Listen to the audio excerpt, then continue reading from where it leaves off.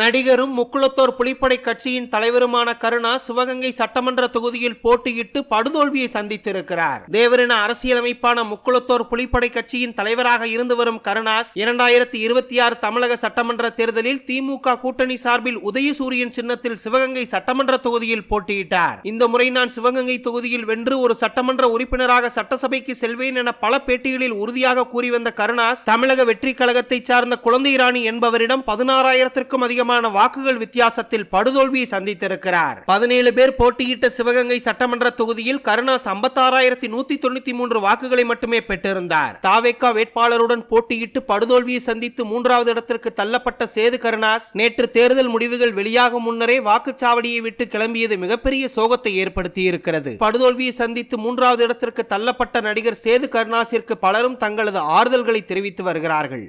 தாவேகா தலைவர் விஜயின் கரூர் சம்பவத்தின் போது 41 பேர் இறப்பிற்கு கதறி அழுது பார்ப்போரை கலங்கடிக்க செய்த முன்னாள் பள்ளி கல்வித்துறை அமைச்சர் அன்பில் மகேஷ் பொய்யாமொழி இந்த 2026 சட்டமன்ற தேர்தலில் தான் போட்டியிட்ட திருவெரும்பூர் சட்டமன்ற தொகுதியில் படுதோல்வியை சந்தித்திருக்கிறார். திருச்சி மாவட்டத்தையே ஒரு காலத்தில் கட்டியாண்ட முன்னாள் அமைச்சர் அன்பில் தர்மலிங்கம் அவர்களின் பேரனும் அன்பில் பொய்யாமொழி அவர்களின் மகனுமான அன்பில் மகேஷ் பொய்யாமொழி 2016 மற்றும் 2021 சட்டமன்ற தேர்தல்களில் திருவெரும்பூர் தொகுதியில் போட்டியிட்டு வெற்றி பெற்று ஒரு சட்டமன்ற உறுப்பினராக தேர்ந்தெடுக்கப்பட்டிருந்தார். அந்த வெற்றிகளின் அடிப்படையில் இந்த முறை திருச்சி திருவெரும்பூர் தொகுதியில் உதயசூரியன் சின்னத்தில் போட்டியிட்ட முன்னாள் அமைச்சர் அன்பில் மகேஷ் பொய்யாமொழி 81,000 வாக்குகளை பெற்று தமிழக வெற்றி கழகத்தின் வேட்பாளர் விஜயகுமார் என்கின்ற நாவல்பட்டு விஜயிடம் 8,000 வாக்கு வித்தியாசத்தில் மிகப்பெரிய தோல்வியை தழுவியிருக்கிறார். திமுகவின் உதயசூரியன் சின்னத்தில் போட்டியிட்டு 8,000 வாக்குகள் வித்தியாசத்தில் முன்னாள் அமைச்சர் அன்பில் மகேஷ் பொய்யாமொழி தோல்வியடைந்திருப்பது மிகப்பெரிய அதிர்ச்சியை ஏற்படுத்தியிருக்கிறது.